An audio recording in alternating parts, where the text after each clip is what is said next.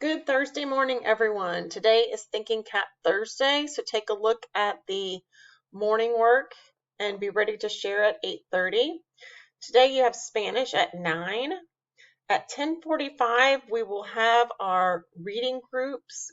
The green group will log into Miss Rowland's channel at 10:45, and Miss Bessie's yellow group and my blue group will meet at first in my teams, and then we will break out. I have one change to the reading groups. Luciana is now a yellow group member, and Carlos is a blue group member. At 11:45, we will meet to do a color coding paragraph activity, and this will help you in your research that we will be doing in the next few weeks. So let's make it a great day, and we will see you at 8:30.